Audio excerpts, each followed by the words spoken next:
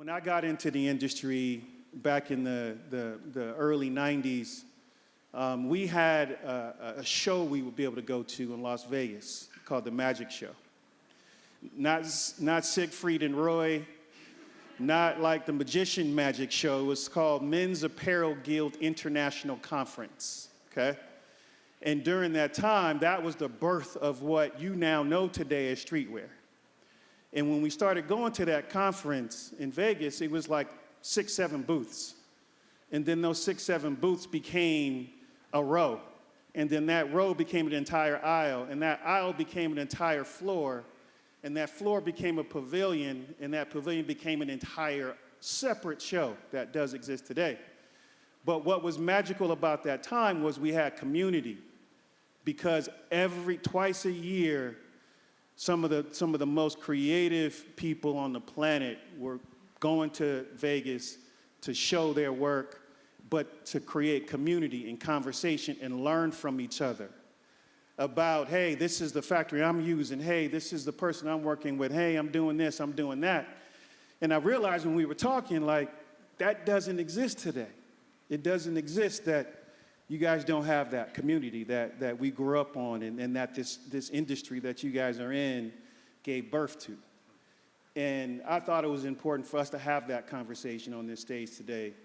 And so we're going to talk about some of that, all right?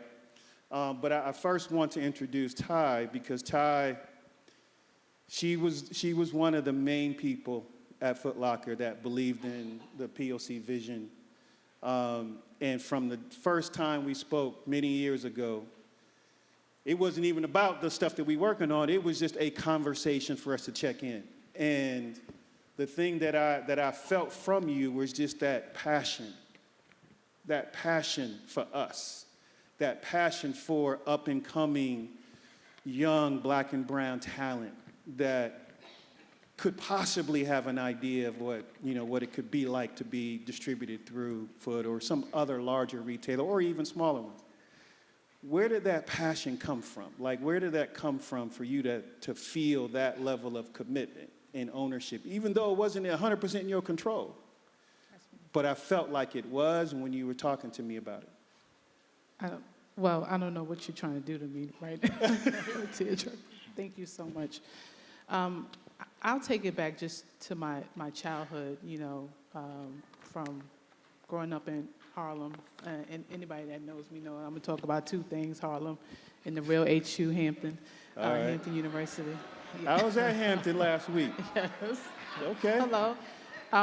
And I really knew from the beginning, my hustle was I wanted to be something more than what I saw, just what was around me. And though I had a sense of community and growing up in Harlem, I knew that it was hard. It was hard for a lot of us within my neighborhood to reach those dreams and aspirations that we had that looked a little bit different. What we saw on TV, right? Like the Cosby Show that's not what I saw in my household, but I saw it on TV, and it's one of those things was like, you have to be what you see, right? And immediately when I went to Hampton, going to school, school was not really my, I did it, but it was not my favorite thing. And I knew that college for me would be my out, right?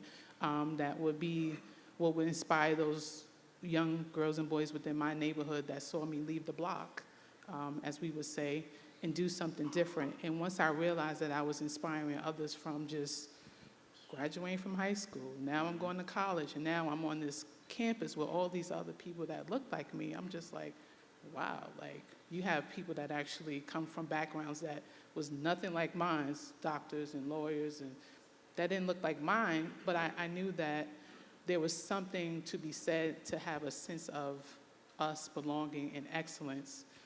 But I also knew that I needed to have resilience, because though my story I had a different story than theirs, I knew that when I did make it or become who I wanted to be, that there was going to be that little kid that thought they couldn't do it. And that's what it is, right? And what I see from these guys, which I'm so proud, I told them I feel like the proud auntie here today, seeing them coming into a major corporation is not hard. And I want to give a shout out to my team because it is my team who, with their passion and dedication, really have poured into the partnership and collaboration for them to live out their dreams, just like it was me with mine. So That's amazing. hopefully that answers it. That is. And you realize Hillman was real. Yeah. Right? As soon as I went to You see how Hampton, many right? young people in ours, they didn't get that, Yeah, what I said. right. Like, Yeah, I know. they didn't get that, what I Different world, said. that's So I right. said, look that up later. It'll sink in later after you look it up. Look up Hillman College. So, Shakir, I want to start with you, bro. Like, spinning off of the HBCU side of things, you had a chance to go to an HBCU and a PWI. And so you had a chance to see both, right? What was it about those two experiences that made you want to decide to create Campus Remix? Whew, like, it was a lot, but I'll put the short version. The short version is when I went to a HBCU, my experience as a student is, I got fly. I was very into fashion, always wanted to look nice. If any of y'all ever been to a HBCU before, going to class is like, a fashion show. So going to the parties, it's a whole nother level as far as the dress game. So, but when I walked into the bookstore or I tried to look for merchandise representing my university, it wasn't a lot of variety and it wasn't a lot of quality. So you kind of had to like settle. And then after transferring and going to a PWI, I seen the variety and the quality representing their universities was just on a whole nother level. And that's when I discovered the opportunity. I was like, man, if I could bring the quality level to at least even to the PWIs, I know that would mean a great deal to the customers and the community, HBCUs at large. So, I just seen a big opportunity with that. And we've been doing good with it. Not only has the HBCU community been receiving our brand well, also Black culture as a whole has been seeing our brand well also. A lot of people that haven't even went to college just look at our designs like, that's fly. I'll wear that even though I didn't even go to a college. So, to see that we connecting with Black culture in general is a blessing. That's dope, man. Mm-hmm. That's dope. I got two other follow-up quick questions for you, real quick questions. One, how much of your student loan money did you spend on clothes? Okay, never mind. Okay, well, tell nobody. You get that forgiveness money that was given out? Nah, I ain't spent a lot of student loan money on okay, all right. Parents might be seeing this. All right, that got was it. a good answer. All right, got it. How many licenses do you own? Like, how many licenses of colleges do you have? Currently, we have 44 licenses for HBCUs. Dope, man. That's huge, man. Proud of you, bro. Proud of you. All right, Erwin, we had great conversations both during and after the program. When I first read the name of your brand, I loved it. Future is color, because I believe that's what it is. Absolutely. But tell me at its core, what is Future is Color, and share your transition from one somewhat completely different industry into a new one, but you brought what you knew from that other industry into this one. So yeah, I'll try and keep it short as well. It does start from childhood. So my parents owned a development company where they built affordable housing in the inner city. Oftentimes when development companies do that, they just take money from the government and then rip off the people who they're giving the houses to. My family built that don't happen. My family built an ecosystem of care around those communities. So then my grandparents on both sides also owned sort of like parallel businesses. One owned landscaping, another one owned exterminating. And so we would take care of the houses every single weekend when I was growing up. When I was younger, I did not like going to work with them, but it instilled into me that the things we create can ultimately reshape our communities for the positive. And so after that, went into architecture because I thought that was like sort of the pathway for that sort of direct impact, especially with urban planning and urban development. Wasn't necessarily the best at math, and also was like too young to necessarily know that I should invest time into it. So then I kind of diverted into art. Went to design school, ended up working within the agency space, at a brand strategy and digital design agency, really with the focus of how do I take all of that stuff that I saw my parents doing and use it within the brand space, the marketing space, the advertising space, to begin to reshape these organizations. Did that for about 10 years, ended up working at an agency that became an international agency, worked with big clients, but still felt very unfulfilled. And so during that time, I then convinced the agency to start investing in the community programs. Those community programs are all IRL experiences, which obviously once the pandemic hit, it ended up having to stop. We had a lot of impact with those programs though. And so I was looking for what I could do during the pandemic. And then in the wake of George Floyd, I was in a process of healing, as we all were, researching, learning, unlearning things that I had kind of unconsciously took on working in these predominantly white industries and white spaces. And how I sort of expressed it was on the canvas of a t-shirt. I made my first t-shirt, it said respect the people, not just the culture. I posted it, not even to sell it, just really again as like this artistic expression to heal. It ended up doing really well. I was able to then take a lot of that money and redonate it back to organizations doing the groundwork for change. And in that moment, I knew that that's where I was supposed to be. So all of the skill sets I sort of picked up along the way within the design industry space, within the brand space, really kind of led me to this space of being able to almost do what my parents were doing and refinding inspiration in what I saw in my childhood to then utilize this new skill set to continue that legacy of what my parents were doing, but again, in a new way. That's dope, man. That's dope. That's dope. I mean, sometimes we don't see it when we're young and we have experiences and how those experiences are going to dictate the rest of our life. Yeah. And you were blessed to have positive experiences that you were able to flip. And sometimes even negative ones can still impact the rest of your life too. But I love that story. Drew, you created the Aware brand. You took a different approach though. Your approach of creating a brand for us through the lens of mindfulness and community. Like, besides that's the right thing to do, like what made you want to do that? Because no one else was kind of in that space, or is that one of the reasons why you decided to do that? Yeah, first I will be remiss if I didn't give a shout out to my HBCU, Tuskegee University. Okay. Nice. TU? Yeah. All right. But yeah, I mean, around 2017, similar to Erwin, just going through a healing process, I felt like, in the early 2010s, we was dealing with a lot of police brutality, a lot of stuff just being shoved down our throats when it came to our people getting murdered on TV screens, and I'm seeing it every day. I'm even activating in the streets. I'm in Atlanta, I'm going out, I'm protesting, but I felt there was something that was needed, a little bit more. I was reading this book by Deepak Chopra around self-awareness, and I'm like, yo, this is the missing key for the culture. We need more self-awareness, but in order for us to be more aware, we need more love in our lives.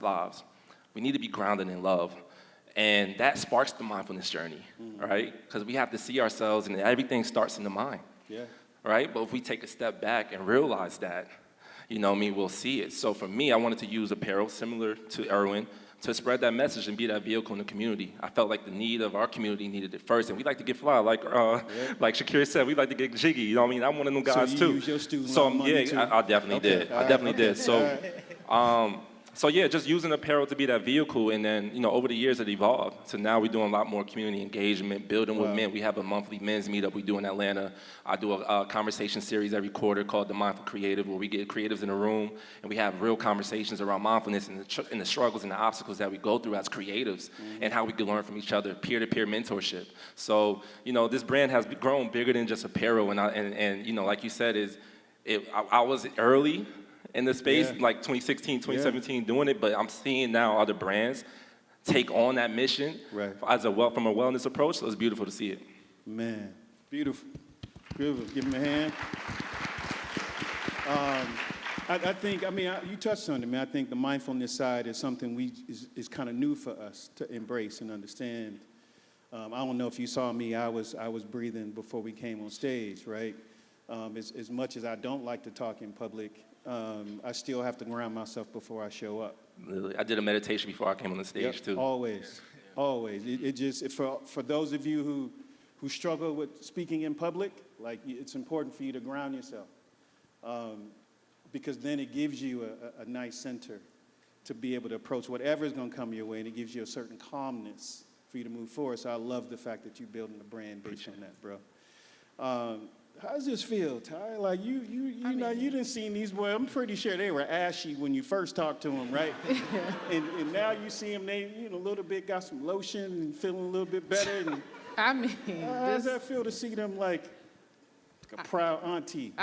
it's like full circle. I mean, we actually, Drew and I had a real deep conversation and just talking about, when you work with their brand, what they're doing is amazing, but they have this amazing platform in terms of being on this big global stage. How are you going to just leverage even that moment outside of selling your product to gain even more exposure and opportunity? So as I'm sitting here listening to, I'm just like, wow, this is great. And we was just talking about that as we were backstage, and I was just telling him how proud I am of him as he was just flying in from another engagement. I know, and I right? said, wait a minute. Baller? Okay. All right. So that's how I feel. I feel full, right? Yeah. And I was just saying, just being in this room and looking forward to this weekend is so inspirational, right? What you have been able to do and create this space for us, even from just personally, like to have my entire team here, for those that weren't here last year, you have to be here to experience this. And I told them that for me to have relationships that I made last year to now have been, I mean, we're friends, right? We got a girls group. So it's just taking the opportunity and just seizing the moment and then just make it, just keep, I'm lost for words. It's so, just amazing. That's good, though. That's the way it's supposed to work. So, Shakir, we had conversations, actually all three of us, we had conversations, and I asked you to send me, if you were sitting in that audience, right, what would you want yourself to know, right? And the thing that hit me one of the things that hit me that you said was, the best way to learn how to run a business is to run a business. It's true. Yeah. Drop that Jay-Z on them. Explain that. Oh, yeah. The best way I could put it is, I know a lot of times when we want to go into business or when we want to do anything, the first place we start is trying to learn and studying and going to school. And I just learned through experience. I done tried to read all of the books I could read, listen to all of the interviews I could listen to, ask people for advice, all kind of things, go to school, all kind of things. But it's nothing like actually being out there in the field, actually getting that experience, actually making money, losing money, you feel what I'm saying? Actually interacting with the customers, seeing that feedback, actually designing, actually creating, putting something out. All of that stuff, when you gain the experience, that's how you get better. And you can only get better from starting. Yep. So yeah, that's what I meant by that as far as running the business. So even if you feel like you want it to be perfect, it's better to just start until you get it to the point where you feel it's perfect. So yeah, that's how I feel. Good job. I just want to add to that. You got to be able to adapt, because what you plan for may not always be. Nope. So you need a plan, A, B, C, maybe even a D. Yep. And you can't get discouraged by, that first, maybe even second letdown. And you take learnings and provide it's an insight to how then you use that to inform your future business decisions. 100%. Nelson Mandela once said, I never lose. I either win or learn. Facts. And when you in business, like you're gonna do both of them. Yeah. But if you understand, like what you think is a negative, that was a lesson. Right. Hopefully you paid attention to it though. But it's just a certain mentality of switching things around that sometimes are perceived as negatives. Yeah. Somebody just did you a favor. Yeah. And I have They to may have saved you some money along the way. That's it. I have to quote someone, Melanie Robbins. She's my GL merchant. She said, failure forward. Oh, yes. Like, you fail, get yourself, and just keep Oh, moving forward. And I love that. So Yeah, shout out to that's a Melanie. good one. Yeah, that's that was a good one. Yep. So, Erwin, when I asked you that question, you dropped something on me that I think people appreciate.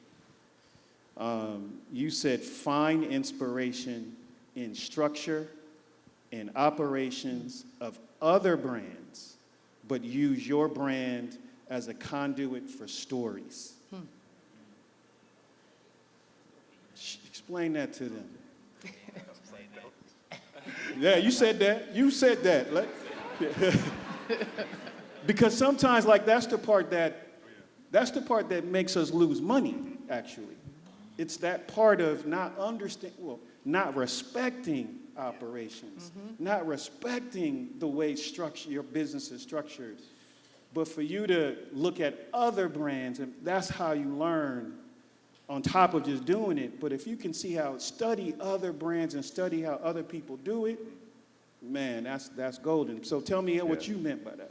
Yeah, I think it's like finding that balance, because oftentimes when we say like find inspiration and reference the big brands, the big businesses that have come before you, even like referencing like a Joe Freshgoods, Right. you can then begin to almost also then reference his story. That's his unique experience and his story, and try and tell that same thing. Right. So that's leaning too far into referencing. Or you can just look at the business structure, how things are rolled out, how many pieces of content that they put out, but then make sure that it's still embodying and imbuing and carrying the story that is uniquely yours, which then leads into sort of like the deeper part of that, which is to say, like, we all have a unique story to tell. We have so much nuance and spectrum within our own culture, and oftentimes it goes unheard, unseen, and what that does is then it limits the next generation from them being able to explore and express themselves in their fullness. And it really is about this idea that, or if we kind of break it down and look at the world as a whole and everything that's ever been created, everything we look to for inspiration, reference points, et cetera, it was all once someone else's dream, and it was a person that's no greater than you, right? So there's greatness that exists within all of us, to quote our brother from earlier.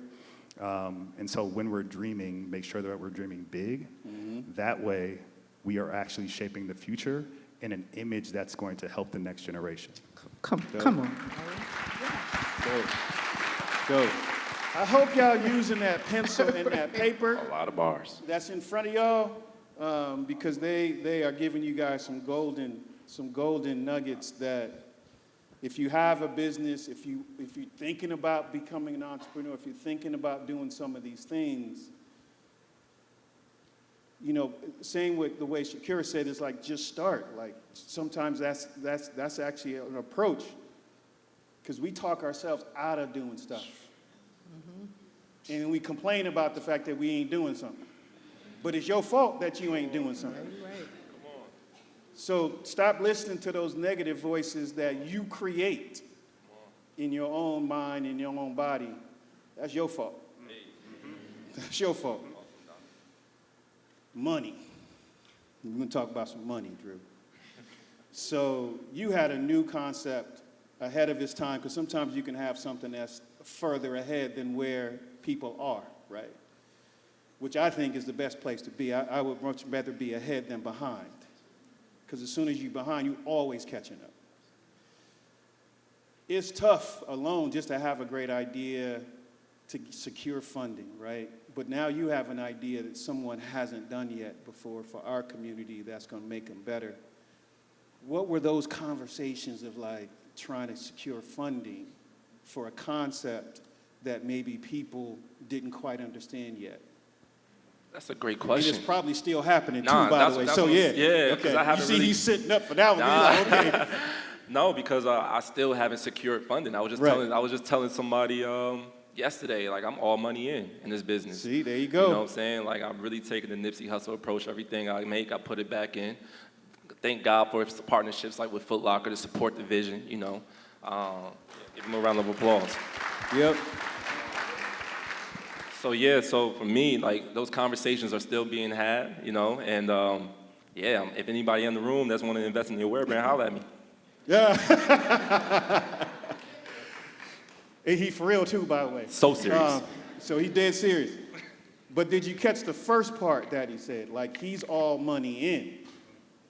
He put his in first. Like, I don't know how many of y'all watch Shark Tank in here, right? Do you notice that's sometimes the question they ask? The investors, like, What do you do? How much money have you put in? Like, 'cause they want to understand, is it a hobby or a business? And if you're willing to put your own funds in, you're a little bit more serious, right? And so they want to see and feel if you got skin in the game before they put some skin in the game. And so that's critical because you may have to do that. You absolutely may have to do that. Now, I think what you guys are doing at Foot Tie is a blessing for some of these brands. You're giving them an opportunity to see what it's like to work in a major retailer, a major retailer. Right. Because we don't always get that opportunity to be speaking to that buyer, speaking to the merchants, right? We don't always get the opportunity to be at those tables. Why is it important for you and Foot Locker to do more of this type of work? Because we need to diversify Right. our shelf space, right? We need to show up in the communities that's actually putting money back into That's right. our What was that store, Chuck right? D said, shut them down, right? But again, Again, they too young to understand that too. Damn. Okay. It's a lot of learning curves, and it's when you working with a major retailer, because internal has to learn how to work with Yep, that's true. the entrepreneur and vice versa, right? And you're learning, and you also making sure that everyone understands the importance of why we have to do Right. this, right? Right. And the homegrown threaded and homegrown platform is important because we want to see brands like this, especially HBCU in our communities, which is a reflection of us, right? Right. So it's just important, but again, it's a journey, right? It I'm not is. going to sit up here and say it's easy because it's not. But it's important that we diversify what we have and what we sell within these stores, so we have representation of us. Thank you, I appreciate that. We got 30 seconds. I'll give y'all each 30 seconds. Last piece of advice you want to give the audience. I'll start it off. Yep. Believe in your vision. You know, all this started from a dream. I woke up out of my sleep at 2 a.m., wrote the word aware down in my journal. I said, I'm gonna do something with this word. Started off with $150 investment. And I said, I'm gonna just go out there and push this out to the world. And look where we at now. I'm on stage talking to you guys today. So believe in your vision, believe in your dream, and just go for it. What oftentimes starts as a goal to sort of have personal success or solo success will turn into a larger sort of investment into holistic community. And so one of the things that I would just want to leave is that as you grow, as you extend, as you expand, release your ego, because that's what's going to make it so that you can actually impart wisdom back into community.